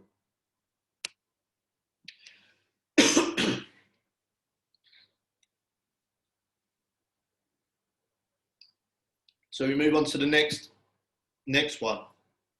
Striking while holding the ropes or making any unfair use of the ropes is a foul. So if the athlete is holding the rope and kicking, none of the kicks will score.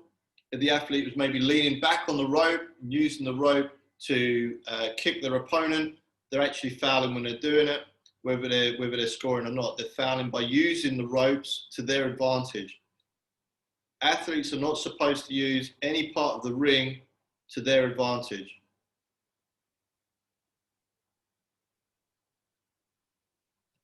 Okay, good. So falling onto an opponent who's lying on the floor is a foul. Striking an opponent who is down on the floor, who is in the act of getting up, is also a foul. Striking while having any part of the body other than the feet touching the floor is a foul.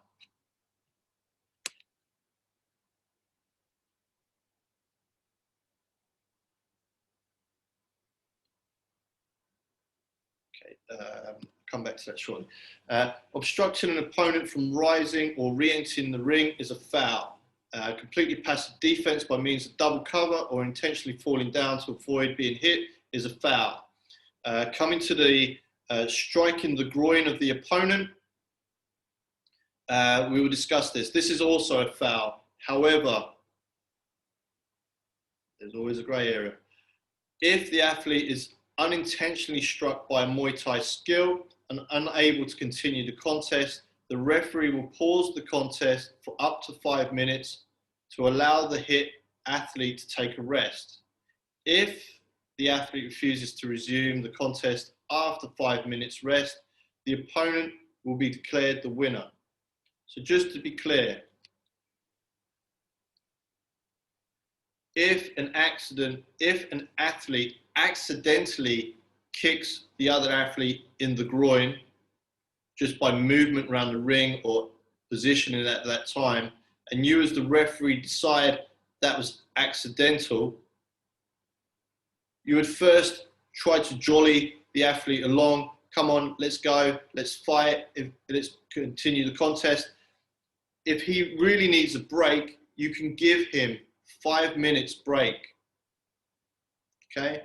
And in that time, you can check between the athlete that has been struck and you can discuss with the athlete who accidentally kicked, please, you know, don't kick so low, be more conscious of where you're kicking.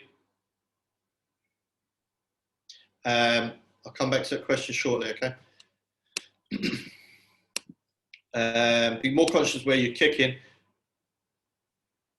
If the athlete does not wish to continue after the 5 minutes, okay, and you've already decided that this was an accident, the athlete that does not want to continue will lose.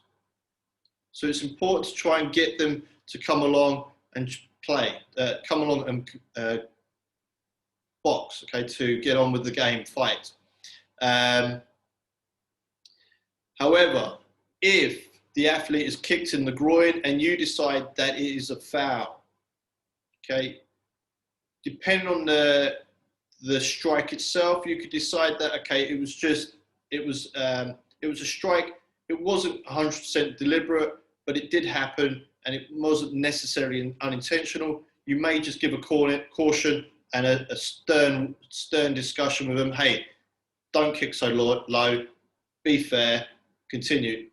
Then if the athlete actually did it on purpose and you decide without a doubt that athlete deliberately kicked the other one in the groin, you would say, okay, stop, time, okay? You would send the athlete that struck, the athlete that was throwing the kick to the neutral corner as you tended first to the athlete that has been kicked, okay? If need be, they might need medical assistance, but first, let's see what happens. Okay, once you're safe or once you decide that the athlete that's been struck in the groin is okay to be left on their own, you would then bring the other athlete to the center, discuss with the jury or confirm with the jury that you wish to deduct a point and give the athlete a warning for the deliberate strike to the groin, and then you would then deduct 1 point or ask the judges to deduct 1 point from their score for the athlete that had been struck. Now, if the athlete is unable to continue after you've given the warning, or he's unable to continue even before you've given the warning, and the strike was deliberate, without a doubt, you can give a disqualification at this stage if you believe that that was a deliberate strike on purpose, and there is no way that the athlete will be able to continue. It was unsportsmanlike and therefore should be disqualified. But first, confirm with the jury about what you're, discuss with the jury with what you're intending to do, which is to disqualify an athlete, okay? Okay, so I've got several questions here, so excuse me for a moment.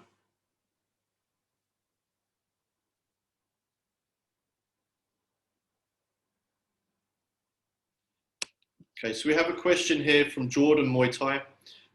If the fighter is attacking in one of the ring corners, then no points are scored. I think the question here is if the athlete has backed himself into a corner, possibly using the corner post, well, many coming in, using the corner post to, hold on guys, okay, a lot of questions coming in here, hold on. If the athlete is in the corner, using the corner post to his advantage, so using the ring to his advantage whilst trying to score, it would be considered a foul. If he's just standing in the corner, not really using the rope or the corner post and scoring, he's scoring. There's nothing that can be done about that, okay? So I hope that answers the question, sorry. Wow, so many questions.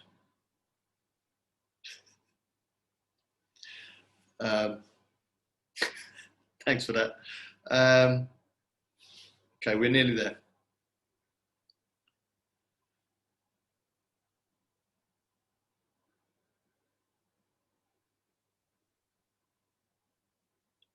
Okay, so we have a question here from Afghanistan. Can the referee disqualify an athlete who committed a foul on his opponent for the first time? Yes, we can. We discussed this earlier. If the athlete was to bite his opponent, even for the first time, or possibly headbutt his opponent for the first time with intention of unsportsmanlike conduct or unfair play, we could disqualify him for his for the first time. No problem.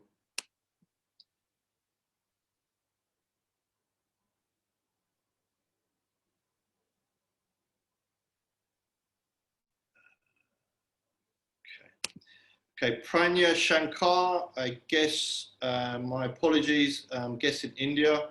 I just answered that question, so please refer back at a later stage or ask a question at the end, because I just spent quite a considerable amount of time answering your question about hitting the groin and who is the winner in that scenario.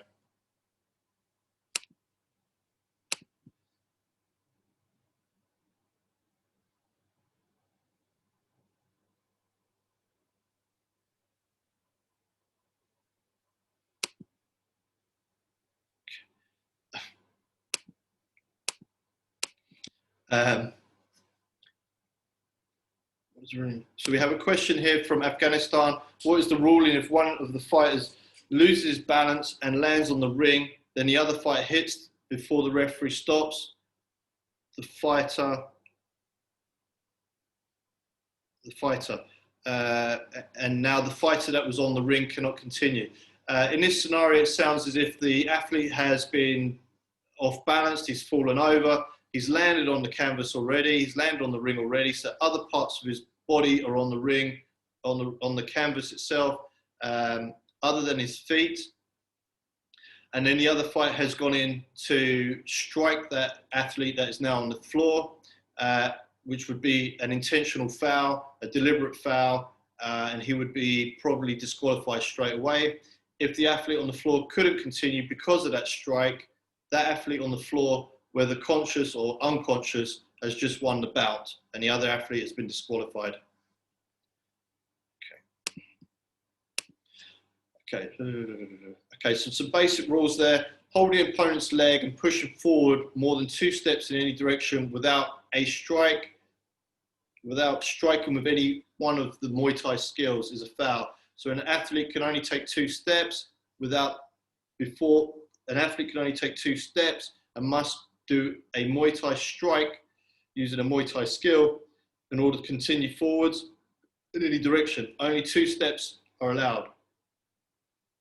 Okay, striking an opponent after the round has ended is a foul. Not following the referee's commands are fouls. Attempting to strike an opponent before the referee is given the command of fight or choke is a foul. Useless, aggressive, offensive utterance during the contest is a foul. Assaulting or behaving in an aggressive manner towards the referee at any time is a foul.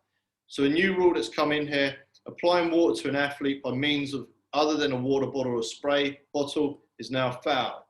The use of excessive water during the rest between rounds causing a delay starting the next round is also a foul. Using any forbidden substances acknowledged by the World Anti-Doping Agency or IFMA Anti-Doping Code is also a foul. Okay, are there any more questions about fouls at this stage? Okay, great. So that's the bulk of the rules. We're now moving into the minor stuff to finish off. Probably another 5 minutes and we're done. Okay, so the rule reference, knockdown, timing and signal.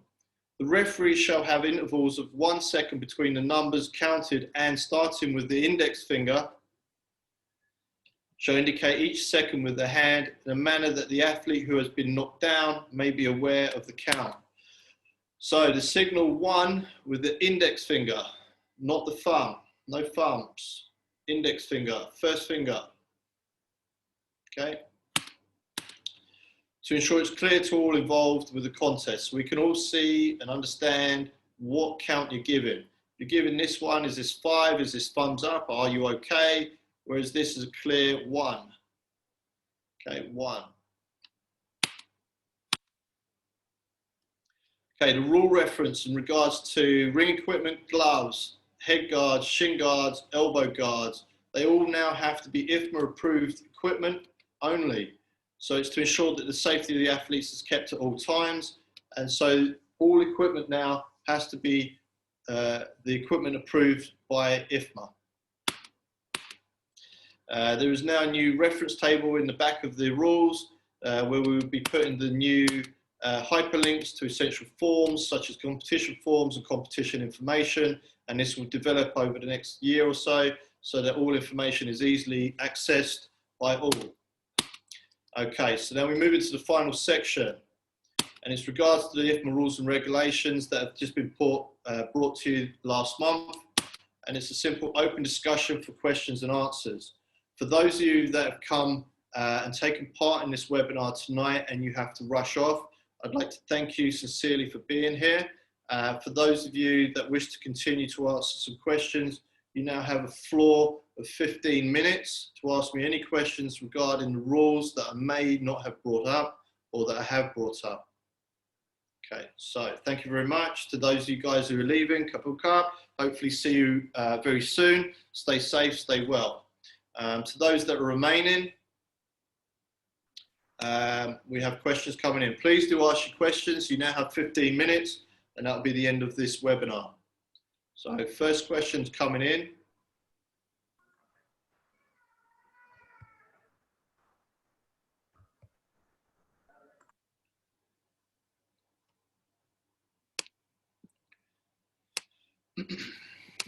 Okay, sorry. So the question here is quite a long one from Afghanistan. So Mr. Eshrat from Afghanistan.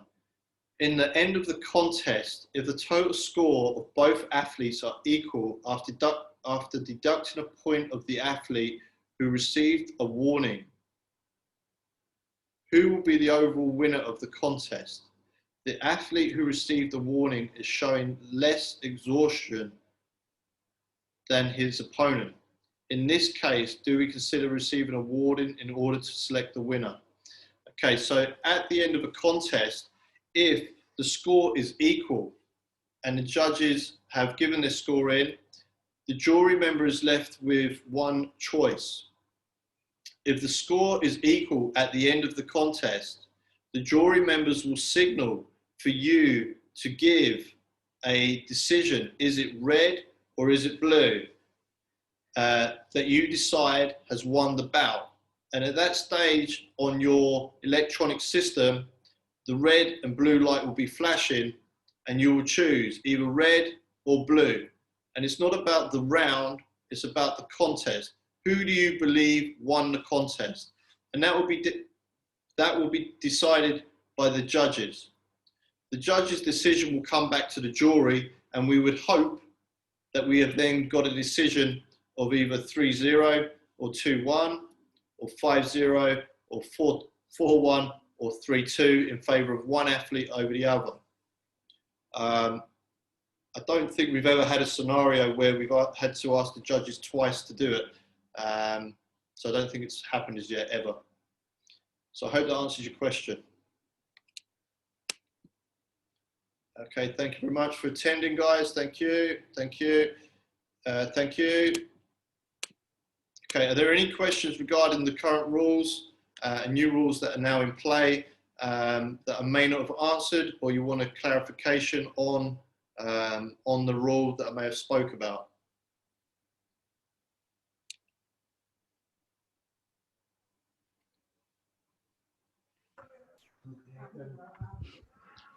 I think that's us pretty much wrapped up there. Charissa, are you there? Yes, I'm here. Okay, I don't think there's any more questions coming in. It's been quite intense.